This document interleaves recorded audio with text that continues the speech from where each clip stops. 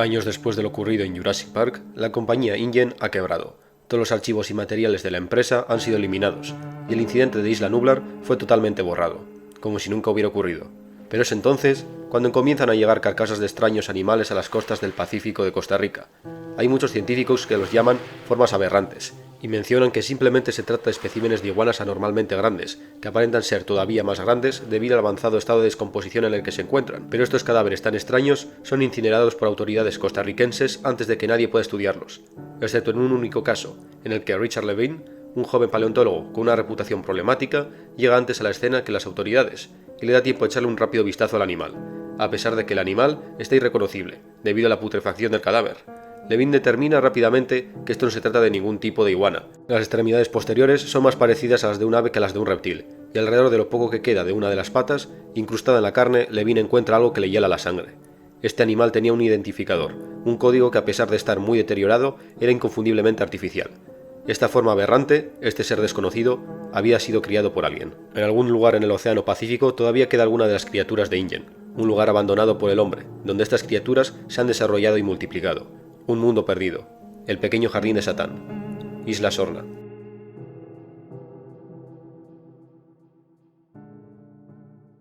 El mundo perdido es la secuela directa de Jurassic Park, y si la película del primer libro bajó el nivel del terror para convertirla en una historia más accesible para todos los públicos, en la película del mundo perdido hicieron lo mismo pero multiplicado por 2, hasta el punto que tienes que esforzarte para buscar las similitudes en la trama de la película respecto al libro. La mayor característica que comparten tanto el libro como la película es que Ian Malcolm actúa a modo de protagonista de la trama. De todos modos, a pesar de no ser tan buena como la primera entrega, también me gustó mucho, y esta segunda película de Spielberg tiene sus momentos de tensión, pero en general se trata de una cinta de acción y aventuras, mientras que el libro se parece más a un documental de naturaleza que acaba desembocando en una lucha por la supervivencia intentando huir de la isla, con momentos terroríficos en los que se subraya que estos seres creados por la mano del hombre, pese a parecerse lo más posible a los dinosaurios, son en realidad híbridos y aberraciones genéticas que no deberían existir. La historia se desarrolla en Isla Sorna, también conocida en los registros de InGen como el Enclave B, una segunda isla propiedad de la compañía en la que comenzaron los experimentos del Dr. Wu, y que actuaba a modo de criadero para los animales que en el futuro serían transportados a Isla Nublar. La isla fue abandonada tras lo ocurrido en Nublar, por lo que en Sorna solo quedan instalaciones y laboratorios en ruinas que han sido consumidos poco a poco por la jungla. Por otro lado, se explora un aspecto más siniestro. Según los archivos de la red interna de InGen que los personajes encuentran, el índice de éxito a la hora de crear dinosaurios era muy bajo. Los ejemplares nacían con defectos genéticos mortales, y parecía nada más nacer en grandes números, y también se deja caer que otros nacían con características que no deberían ser propias de su especie, debido a los genes de otros organismos utilizados para completar la secuencia genética. Pero al ser tan pequeño el porcentaje de éxito en los nacimientos, los científicos no ponían pegas a estas nuevas creaciones, con características anómalas. Es así como conseguimos las criaturas horripilantes de esta historia. Un detalle que no mencioné en el anterior vídeo y que también subraya la biología antinatural de estos animales es que muchas de las creaciones de InGen no tienen un sistema nervioso centralizado. Prueba de ello es el armamento que el guarda forestal de Jurassic Park, Robert Muldoon, portaba. En la novela no ocurre como en la película, en la que usa una escopeta, sino que Muldoon y compañía utilizan lanzagranadas. El objetivo de estas armas es destruir gran parte del cuerpo del animal de un impacto, ya que como Muldoon menciona, incluso con un impacto directo a la cabeza usando un rifle, el animal puede seguir avanzando durante un largo espacio de tiempo. Esto es algo parecido a lo que ocurre en animales con un sistema nervioso más repartido, como ocurre con los insectos, para los que una lesión que para un vertebrado sería mortal al instante no es más que un simple impedimento. Por su parte, en la expedición a la Isla Sorna, en el mundo perdido, están armados con rifles que usan dardos venenosos como munición, y que pueden dar buena cuenta de animales de tamaño mediano casi al instante. Ya le avisa el ingeniero Thorne a Malcolm: mejor que no te dispares a ti mismo con eso, estarías muerto antes de saber qué es lo que está pasando. La historia adquiere un toque más científico en lo que al ecosistema de Isla Sorna y la creación de los dinosaurios de Jurassic Park se refiere. Las descripciones de Crichton sobre cómo se relacionan los animales y cómo funciona el ecosistema de este mundo perdido es fascinante. Por ejemplo, en Isla Sorna, Ian experimentaba con cultivos de soja y otras plantas ricas en lisina, por lo que toda la cadena alimentaria de la isla se ha equilibrado resolviendo el problema de la deficiencia de este aminoácido, que ya mencioné en el vídeo anterior, con los herbívoros comiendo plantas ricas en lisina y los carnívoros consumiendo estos herbívoros. Incluso los carroñeros, como los Compsognathus, han encontrado una solución al problema de la lisina, alimentándose de los excrementos de los herbívoros, que mantienen la lisina por momentos.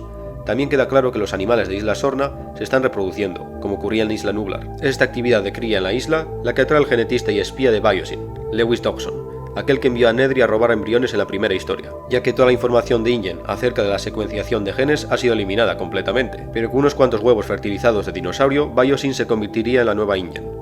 Es especialmente interesante cómo los personajes observan el comportamiento de cría de los tiranosaurios. Estos grandes monstruos son unos padres ejemplares. Se comportan de forma delicada a la hora de cuidar a sus crías y protegen el nido ferozmente ante cualquiera que se acerque, como comprobarían Dodgson y King en su intento de robar huevos de tiranosaurio, en una de las escenas que pone los pelos de punta. Dodgson, Basselton y King se bajan del jeep, mientras se aproximan a través de la espesura al nido de los tiranosaurios, para hacerse con alguno de los huevos. Observan la sombra que proyectan los padres que protegen el nido, animales de color rojizo, de 6 metros de altura, que terminan en una cabeza gigante. Dodgson va armado con una caja de ultrasonido, que como habían comprobado antes, asusta y desorienta a los dinosaurios. También debería funcionar contra los tiranosaurios.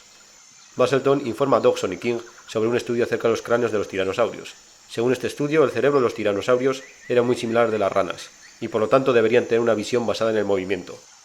Es decir, que si ocurriera algo solo deberían quedarse quietos, y prácticamente desaparecerían a la percepción de los dinosaurios. Dodgson bromea, y dice que solo son ranas gigantes.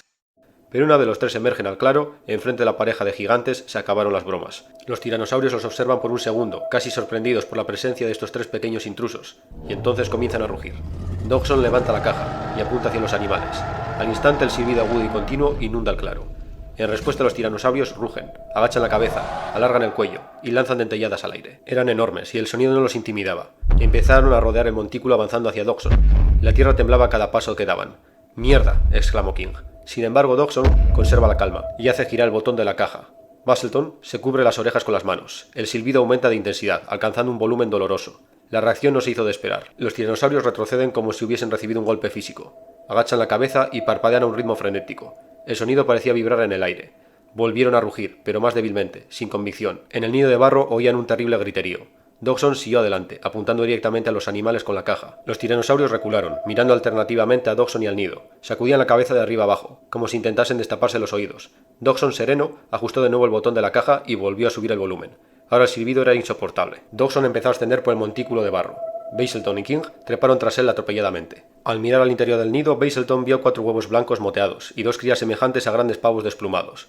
Los 2 tiranosaurios permanecían al borde del claro, mantenidos a raya por el sonido. Basselton y King entran en el nido para hacerse con los huevos, mientras Dodgson mantiene a los padres a raya. King se hace con uno de los huevos y huye, pero Basselton está congelado por el miedo. Puede ver cómo los tiranosaurios están avanzando poco a poco, a ver cómo roban sus huevos. Dodgson le llama imbécil y entra él mismo en el nido para coger uno de los huevos. Pero al bajar y doblar la cintura, se desconecta la batería. El sonido cesó repentinamente, y en el claro reinó el silencio. Los tiranosaurios sacudieron la cabeza una última vez, y rugieron. Basselton vio que Dodgson se quedaba rígidamente quieto, como paralizado. Basselton también permaneció inmóvil. De algún modo logró que su cuerpo le obedeciese, que sus rodillas dejasen de temblar. Contuvo la respiración y aguardó.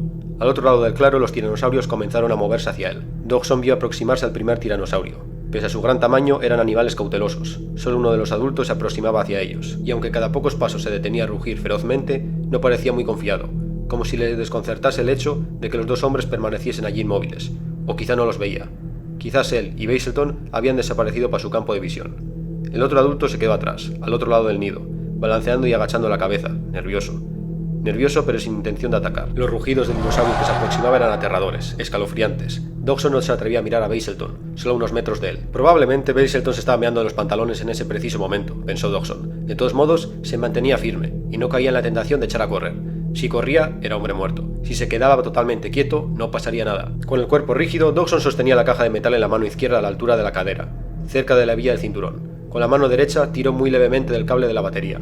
En unos instantes, el enchufe llegaría a su mano y volvería a conectarlo en la caja. Mientras tanto, no apartaba la vista del tiranosaurio que se acercaba. Sentía que la tierra se sacudía bajo sus pies. El tiranosaurio se encontraba ya muy cerca. Dodgson percibía el olor pútrido del carnívoro. El animal rugió, y Dodgson sintió su aliento tibio. Estaba justo al lado de Basselton. Dodgson giró mínimamente la cabeza y miró. Basselton se hallaba absolutamente inmóvil. El tiranosaurio se acercaba aún más, y bajó la enorme cabeza. Resopló ante Basselton. A continuación, alzó la cabeza como sorprendido. Realmente no lo ve, pensó Dodgson. El tiranosaurio lanzó un fiero rugido, pero Basselton no se movió. El tiranosaurio se inclinó de nuevo, abriendo y cerrando las fauces. Acercando su enorme nariz acampanada, el tiranosaurio lo olfateó, y con la prolongada y ruidosa aspiración, las piernas de los pantalones de Basselton se agitaron. Después el tiranosaurio vacilante empujó a Basselton con el hocico, y en esos momentos Dodgson se dio cuenta de que el animal sí los veía. Acto seguido el tiranosaurio golpeó a Basselton en el costado y lo derribó sin mayor problema. Basselton gritó al ver que el inmenso pie del tiranosaurio descendía sobre él y lo sujetaba al suelo. Mientras vociferaba y agitaba los brazos, la cabeza del animal bajó con la boca abierta y se cerró sobre su brazo. Fue un movimiento suave, casi delicado, pero al instante siguiente la cabeza se alzó bruscamente, con un violento tirón, desgarrando el cuerpo. Dodgson oyó un alarido y vio que algo pequeño y flácido colgaba entre las fauces del tiranosaurio, y advirtió que era el brazo de Beiselton. La mano se balanceaba inerte, y la malla metálica del reloj resplandecía bajo el enorme ojo del animal. Beiselton gritaba, con un chillido monocorde y continuo, y Dodgson, oyéndolo, sintió un sudor frío en todo su cuerpo. De inmediato se dio media vuelta y empezó a correr hacia el jeep, de vuelta a la seguridad, de vuelta a cualquier cosa. Esto choca tanto a los personajes como a los lectores del primer libro. Según la historia de Jurassic Park, algunos dinosaurios del parque, como es el caso del tiranosaurio, tenían visión basada en el movimiento, debido al ADN de anfibio. Pero como hemos visto, no es el caso de los tiranosaurios de Isla Sorna. Existen dos teorías sobre el porqué de esto. Por un lado, podría ser que en Jurassic Park el tiranosaurio en realidad sí que veía a Alan Grant, pero que en realidad no tenía intención de comérselo, sino que simplemente estaba jugando con él, al igual que los gatos juegan con animales pequeños a pesar de que no tienen intención de comérselos. Pero también puede ser que los tiranosaurios de Isla Sorna sean diferentes, y que justo estos sí tengan una visión normal capaz de detectar objetivos inmóviles. Esto último sería el resultado de la indiferencia de InGen al crear estos dinosaurios, priorizando el aspecto de estos a su salud y bienestar, hasta el punto de que les daba totalmente igual si los dinosaurios podían ver correctamente o no.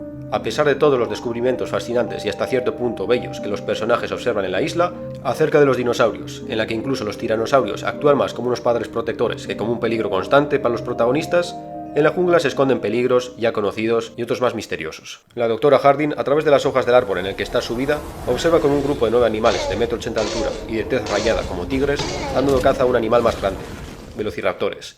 Harding, que estaba acostumbrada a observar a los grandes depredadores africanos en la sabana, pensaba que ahora comenzaría a ponerse en movimiento la jerarquía de estos animales, al igual que en el caso de los leones. Los adultos comen primero, pero dejan un hueco para compartir la presa con los animales más juveniles. Pero lo que vio no se parecía en nada a eso.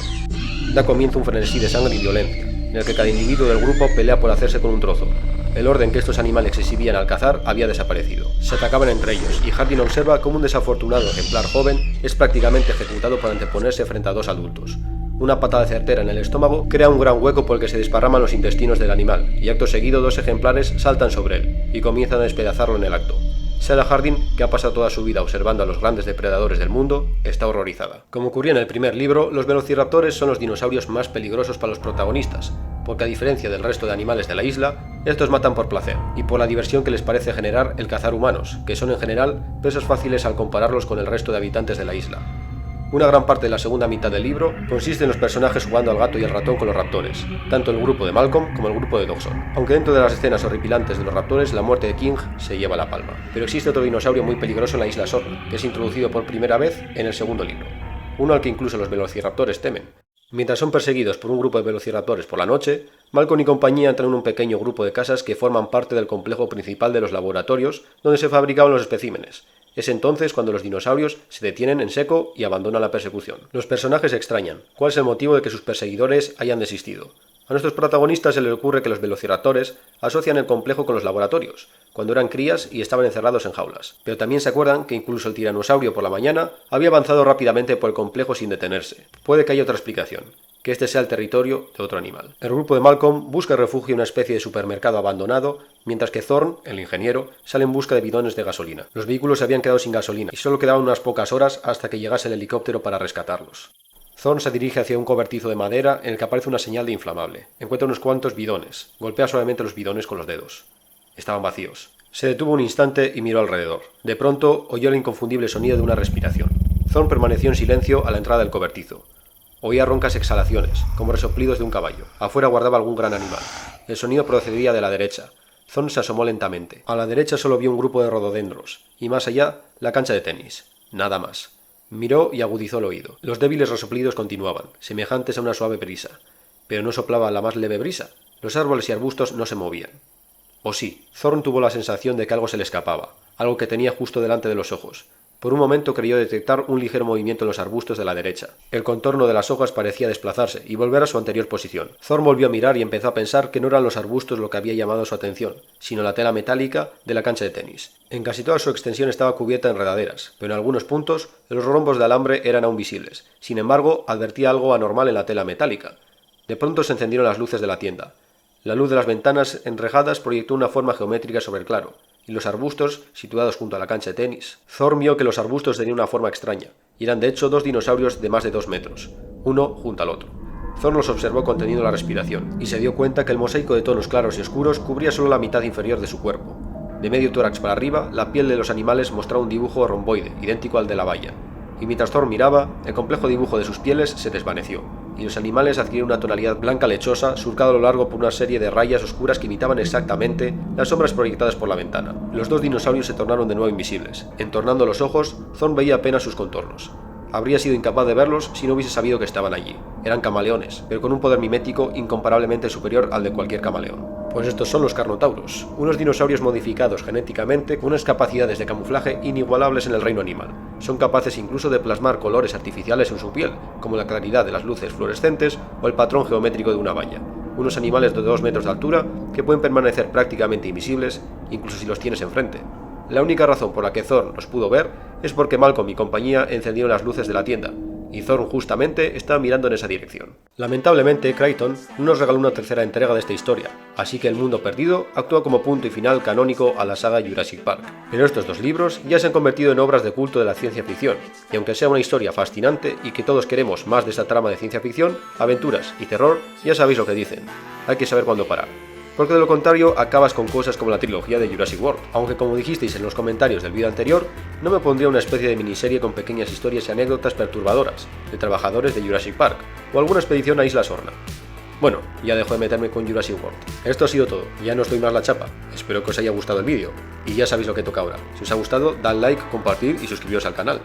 Y ya nos vemos en el siguiente vídeo, mi gente. ¡Chao!